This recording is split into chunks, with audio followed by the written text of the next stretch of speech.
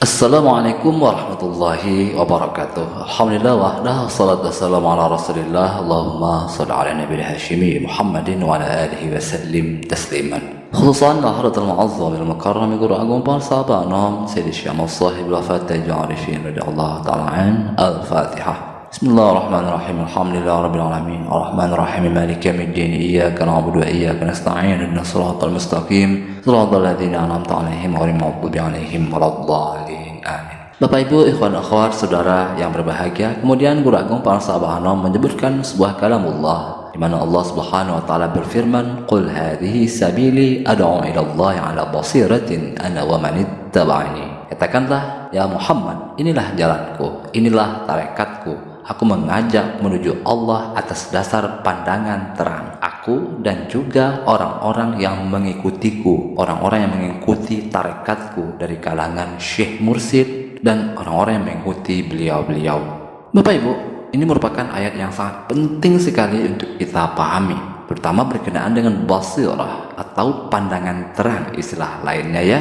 Berkenaan dengan jalan basirah atau jalan pandangan terang ini, para sahabat anom juga menjelaskan di dalam kitab beliau, Wasy-Syekhul A'arif Ya'awinul Murid As-Salik ala muqawamati hawahu wa mughalabati nafsihi. Seorang syekh yang arif, yang bijak spiritual akan membantu para murid yang sedang menempuh perjalanan menuju Allah untuk meluruskan keinginannya dan mengendalikan hawa nafsunya dengan apa? Yaitu dengan zikir kepada Allah. Lianna nafsa fi awwal maratibiha takunu ammaratan bisu. Karena nafsu itu di tahapan awalnya seringkali ammaratan, sangat memerintah, sangat menyuruh kepada kejelekan, keburukan. Tegasnya ay kathiratul awamir allati tarda tabi'atuha al-badaniyatu wasyahawat wal hissiyatu. Tegasnya nafsu itu selalu memerintah pada yang disukai oleh tabiat badan dan syahwat indrawi, makan, minum, apa yang kita dengar, apa yang kita lihat. Batin senantiasa tergoda, terpengaruh oleh badan dan indera kita ini. Fayuniru laha dzikru sabila tafsirati kama yuniru siraj ghurfatan muslimah. Sehingga dengan berzikir kepada Allah, maka zikir itu menjadi alat untuk memberikan cahaya pada batin kita melalui jalan pandangan terang. Batin menjadi bisa melihat sebagaimana lampu yang menerangi ruangan yang gelap. Maka ruangan yang gelap itu, batin yang gelap itu akan bisa kita lihat melalui pandangan terang apa aja isi-isi kandungan-kandungan yang ada di dalamnya. Jadi Bapak Ibu sekalian, jalan basirah, jalan tabsirah atau jalan pandangan terang, alatnya adalah zikir kepada Allah. Dan kita semua alhamdulillah sudah mendapatkannya ya Bapak Ibu, untuk membangkitkan basirah kita, untuk membuka basirah kita, pandangan terang kita. Jadi zikir itulah alat untuk menghidupkan cahaya di batin. Zikir itulah yang akan mampu memberikan pandangan terang pada batin kita, sehingga bila batin itu diumpamakan seperti ruangan yang gelap, maka dengan adanya cahaya batin, dengan adanya pandangan terang, maka kita pun bisa melihat apapun isi gudang batin kita itu. Dengan lampu batin itu, kita bisa melihat seluruh isi dan kandungan yang ada di dalam ruangan batin kita. Guru Agung Pengarsa Abah Anom di dalam kuliah beliau menjelaskan, sehingga menghasilkan cahaya di dalam batin orang yang berzikir. Jadi di dalam batin juga ada kandungan cahaya-cahaya yang membawa terang, pandangan terang. Itu sudah ada di setiap insan juga, setiap orang juga sudah ada. Hanya saja sekarang dibangkitkan kembali oleh zikir sehingga benar-benar ketemu. Nah demikian ya beliau di dalam kuliah Pengarsa Abah Anom. Jadi Bapak Ibu, di batin itu sudah ada cahaya. Kita perlu membangkitkan cahaya itu dengan alat zikir kepada Allah, sehingga pandangan menjadi terang. Caang pandang kata Abah ya.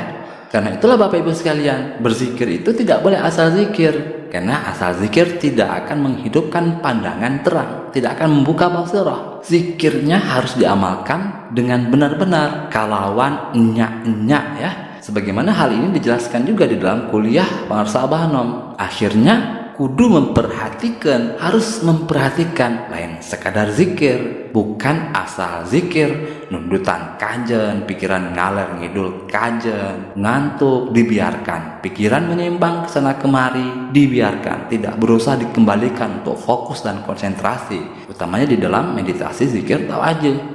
Nah kata beliau, moal hasil, moal. Tidak akan ada hasilnya, tidak akan ada. Beliau begitu ya, saking tegasnya Bapak Ibu sekalian. Jadi Bapak Ibu, alat untuk membangkitkan cahaya di batin, alat yang bisa menghidupkan kembali pandangan terang kita, ya zikir. Hanya zikir. Namun tentu saja bukan asal zikir, seperti nasihat beliau tadi, mantuk dibiarkan, pikiran ngalar ngidul dibiarkan, tidak akan ada hasilnya. Artinya cahaya di batin tidak akan hidup, pandangan terang tidak akan terbangkitkan.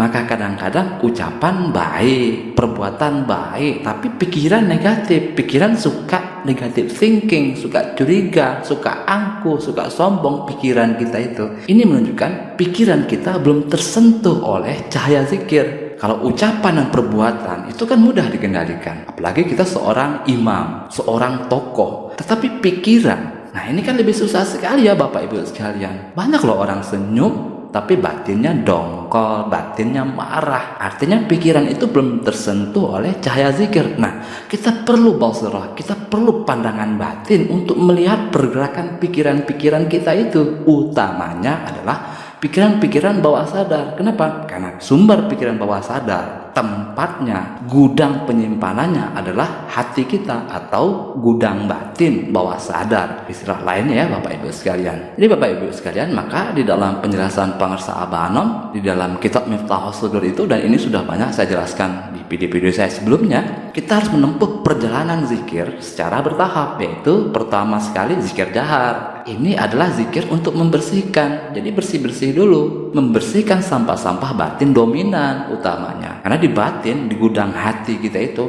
ada banyak pendaman kesedihan, barangkali ya, ada pendaman kekecewaan, pendaman kemarahan, pendaman trauma, luka-luka batin. Nah ini harus dibersihkan dulu Bapak Ibu sekalian. Di tahapan awal kita belajar zikir, kita harus membersihkan dan menyembuhkannya dengan zikir jahar. Yaitu sampah-sampah itu harus kita buang dulu, luka-luka batin itu harus kita sembuhkan dulu, sehingga kita masuk ke tahapan berikutnya, yaitu zikir khafi takarrub, zikir khafi tauba. Di tahapan ini kita akan belajar untuk menguatkan fokus, konsentrasi, dan keteguhan batin kita. Makanya harus zikir jahar dulu, dibuang-buang dulu sampah-sampah batin kita. Karena selama sampah batin, luka-luka batin masih kuat di dalam batin bawah sadar kita, bagaimanapun kita berusaha tidak akan mampu kita membangun fokus, konsentrasi, dan keteguhan batin di tahapan zikir khafi takarrub, zikir khafi tauba. Nah ini kan tahapan meditasi sufi ya, atau meditasi tawajuh. Objek meditasinya, objek konsentrasinya adalah zikir khafi, baik takalluf yang awalnya dipaksakan sehingga nanti menjadi toba, menjadi kebiasaan, menjadi otomatis,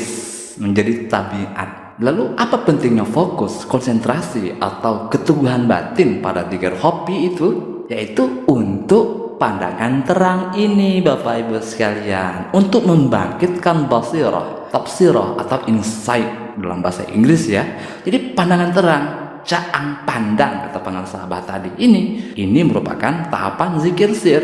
Jadi di tahapan zikir sir, di mana cahaya konsentrasi zikir khafi sudah sangat baik, maka seperti ruangan yang gelap telah tercahayai tadi, maka kita pun bisa melihat dengan jernih bagaimana sesungguhnya ruang batin bawah sadar kita berkelihatan. Karena sudah ada cahaya konsentrasinya sudah bagus, sehingga masuk ke tahapan zikir sir. Di tahapan zikir ini kita sudah bisa melihat, sudah bisa mengetahui kandungan isi ruang batin bawah sadar kita. Kelihatan, oh ada kotorannya, ada memori dengki, memori marah, memori serakah, yang jelek-jeleknya, yang baik-baiknya, yang negatifnya, yang positifnya, yang ilusi-ilusi, yang kilesa, ilusi, khurafat, dan tahayul. Jadi kelihatan semuanya. Kenapa? Karena ada cahaya di dalam batin. Ya seperti kamar kita kan. Kalau terang ada cahaya, apalagi di siang bolong ya, ketika matahari sedang terik-teriknya, wah kelihatan semuanya isi kamar kita itu. Demikian pula Bapak Ibu sekalian, ketika cahaya konsentrasi zikir khafi sudah sangat kuat masuk ke tahapan zikir sir, itu di tahapan zikir sir seakan-akan ruangan batin itu tercahayai dengan sangat terang oleh zikir khafi itu. Maka dengan cahaya zikir itu kita bisa melihat lebih jernih, lebih jelas, lebih caang pandang kata pengarang sahabat tadi ya. Apapun yang kita simpan, yang kita endapkan, memori apapun yang masih kita pelihara di dalam gudang batin bawah sadar kita, maka setelah kita mengetahuinya, nah ini ma'rifatun nafsi. Ketika kita sudah mengetahuinya, oh ada kotoran, ada sampah, ya kita bersihkan, kita sapu-sapu dengan cara apa? Nah kemarin sedikit sudah kita sentuh, yaitu dengan cara atau dengan metode ma'rifat atau metode pandangan lenyap atau nazul fana. Nah untuk cara pembersihan batin melalui nazul fana atau pandangan ma'rifat ini, nantilah insya Allah kita dalami di pembahasan tentang nazul fana yang akan kita temukan juga nanti di dalam kitab Miftahul Sudur ini. Baik Bapak Ibu, ikhwan akhwat saudara yang berbahagia, itu saja yang dapat kita pelajari pada kesempatan kali ini. Semoga ada hikmahnya untuk batin spiritual kita, khususan laharatul mu'azzam al-makarram guru agung Parsabanom Sayyidi Syekh Sahib wafat Tajul Arifin radhiyallahu ta'ala an. Al-Fatihah. Bismillahirrahmanirrahim. Alhamdulillahirabbil alamin. Arrahmanirrahim. Maliki yaumiddin. Iyyaka na'budu wa iyyaka nasta'in. Ihdinas siratal mustaqim. Siratal ladzina an'amta 'alaihim ghairil maghdubi 'alaihim waladdallin. Amin. Allahumma shalli 'ala nabiyil hashimi Muhammadin wa 'ala alihi wa sallim tasliman. Allahumma shalli wa sallim wa barik 'alaihi. Assalamualaikum warahmatullahi wabarakatuh.